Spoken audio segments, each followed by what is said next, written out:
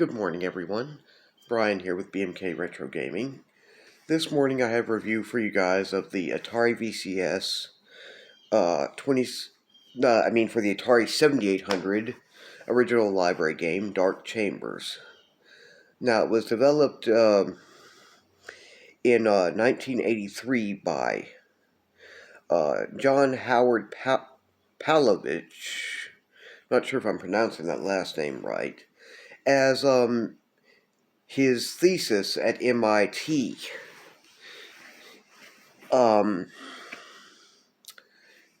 Which I forget if he called it a thesis in terror or what he called it, but anyway, it was submitted with the Atari Program Exchange, and it turned into a Dungeons and Dragons type inspired dungeon crawl and hack and slash game called Dandy, which is one of the other names, one of the slang type names for a Dungeons and Dragons game. And let's see, for those who don't know, the Atari Program Exchange was a program with Atari through the Atari 8-bit computer line, where there was a catalog in both professional and non-professional developers who like to write programs for the Atari 8-bit computer line could submit programs, and they might well be published by the Atari Program Exchange, and if they were good enough, might even be published and added to the main Atari catalog of games and, to their main product line. Anyway, later on, it was adapted by Atari in 1985 into the first Gauntlet game, which Palovich kind of got upset about, so they ended up settling out of court with him. Where he actually got a free Gauntlet arcade cabinet. Well, not free, it was just part of his compensation. And they also gave Palovich credit, as it had been basically it was either credit or semi-credit for the game having been inspired by his game Dandy. And when they did these games, Dark Chambers for the Atari 7800, and also an Atari VCS 2600 port too, which I also find to be pretty good, and we'll review it at a later time. Well, he was also given a credit or semi-credit as the Dandy having been the inspiration for the game, so it all worked out. Basically, you guys would probably be reminded by this game of a hack and slash genre or dungeon crawl genre type game. And it does very well resemble Gauntlet, which it's not quite a predecessor of, but you can see the obvious Gauntlet elements to it. Typically, you can play it with one or two players. I think there were arcade cabinet versions supporting up to 4 players. But anyway, let's have a look at the game real quick. This is my loose copy I got at my local game exchange retailer pretty recently, I think within the last week or so. See right here, 1983, copyright John Palovich, copyright 1988 Atari Corporation. It's actually one of the better games on the in the Atari 7800's library. In fact, it was popular enough and all that I ended up paying $19.99 plus tax for it, which is a bit high even for an Atari 7800 game, but you guys are probably about to see in a minute how, why. Anyway, I'm going to toss into the Atari 7800 and we're going to take a look at some gameplay.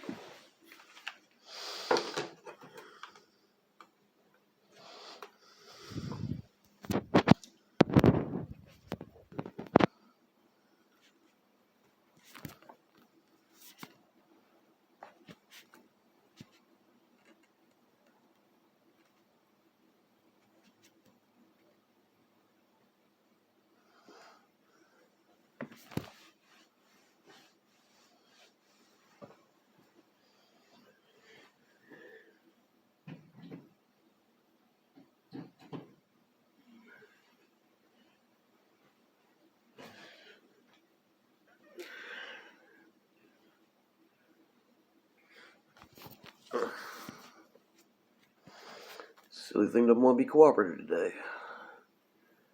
Oh, well, it could be worse.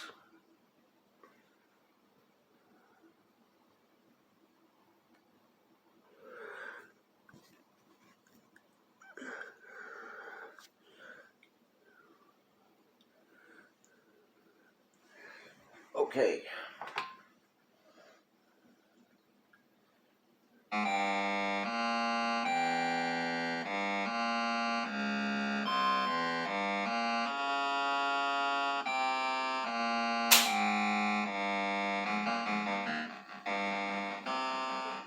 Nice intro screen and music, really. Yeah,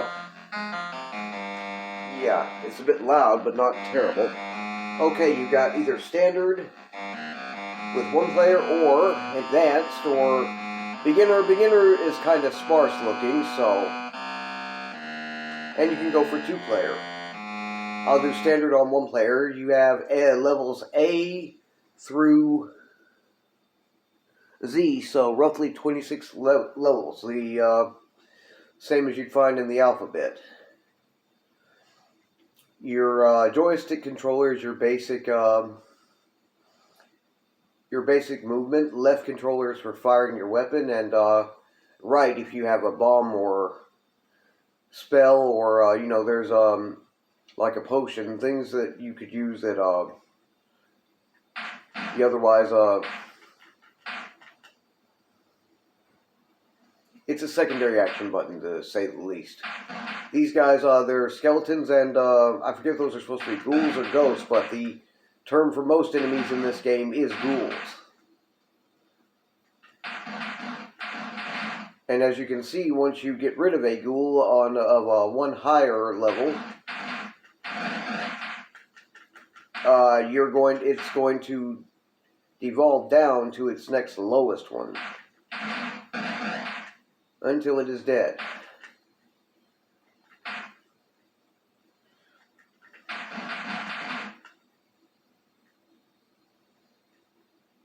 One thing I need to try to do fast is get rid of this nest. Kind of like in other Gauntlet and other games of the original Gauntlet and its sequels and all. The game literally, has those little nest things which will continue to spawn more enemies.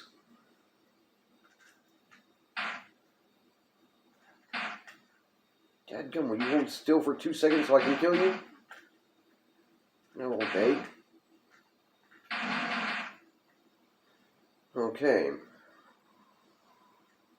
Need to go back up here and get some of this remaining food I didn't get before because, well, I'm going to be in such great shape if I don't.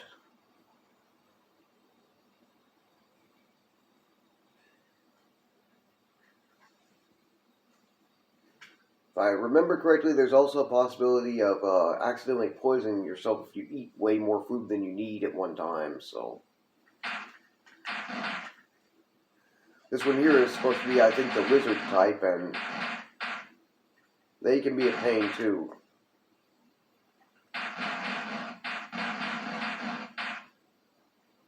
Didn't even see a dadgum, what do you call a spawning point down there, so where are they coming from? I forget what that's supposed to be. It's one of the treasures. Your objective here is to get the various treasures that are around, so, as well as killing the enemies.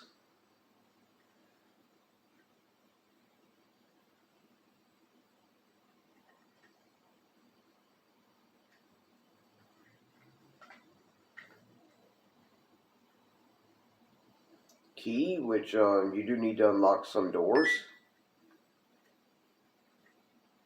You can see as I'm getting closer, those spawn points are starting to spawn more of them. That's one reason why it's called hack and slash. You're going to be busy fighting your way through the entire thing for a long time. I guess for some gamers that's not their preferred method of gameplay, but for someone like me, it can get annoying and frustrating as you get overwhelmed, kind of, but other than that, it's a good gameplay style. You're not going to run out of things to do with this one.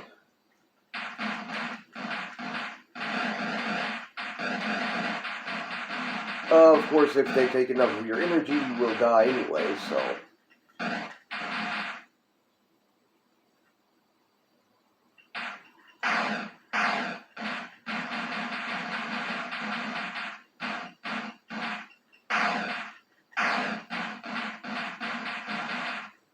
Also, these spawners will go down from their, how do you say, more powerful spawning form to a less powerful one, which is why you see them change when I shoot them, where they will spawn weaker enemies than they were originally. So,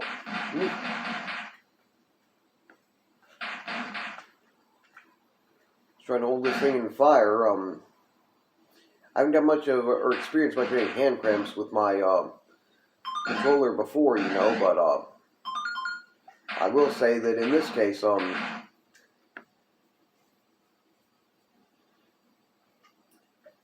I've had to be holding on tight enough that can start to get a little bit of a hand cramp there. I haven't had that experience with my Atari 7800 much. By the way, the sword or dagger, I guess it's supposed to be, I forget if it increases something about your weapon's capability, and the pistol increases the firepower by a bit. I forget what the dagger does exactly. I read about it in the manual, and I can't tell you at the moment. Level B, and this will probably be about as much as I'll put time into this for.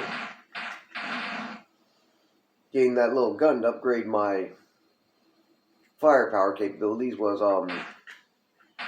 definitely a must.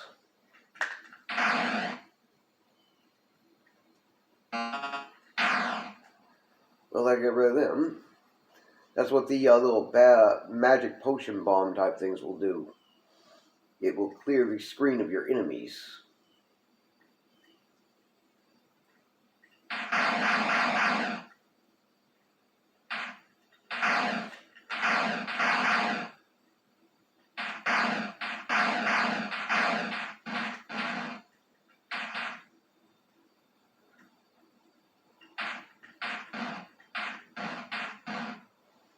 Basically, they go from ghost-type ghoul to skeleton to, I think the last one, the purple one, is ogre. I forget the entire sequence and all with it, but...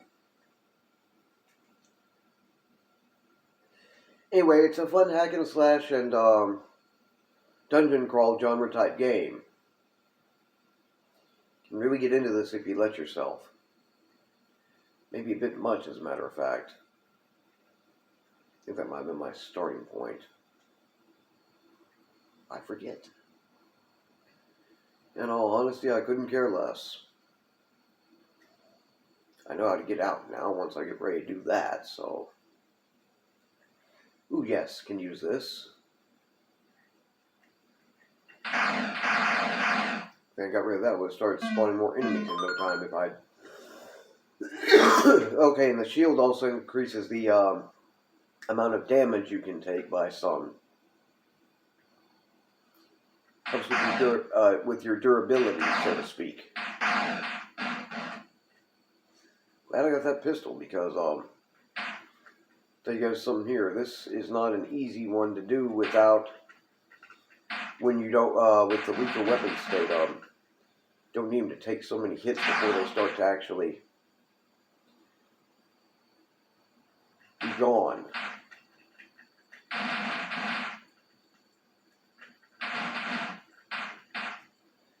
And as you guys can probably tell, the enemies aren't exactly stupid in this either. Sure, they tend to wander about what seems like aimlessly, but as one showed you guys, they will sit there and try to come at you in a more intelligible manner.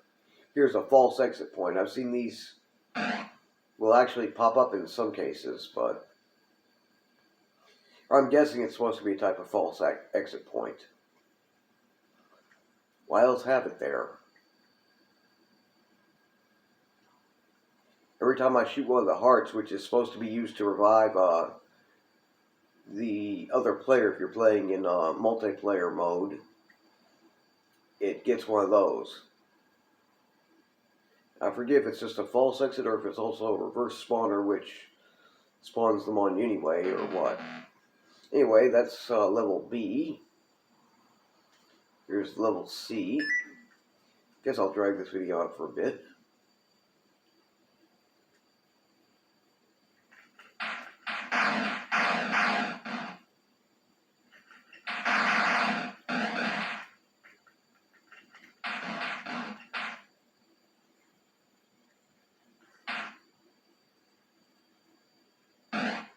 Trap. Yep.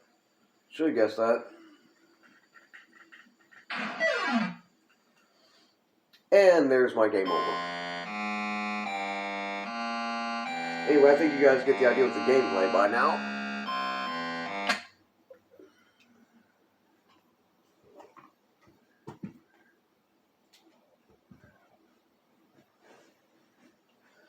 What the fuck do I say?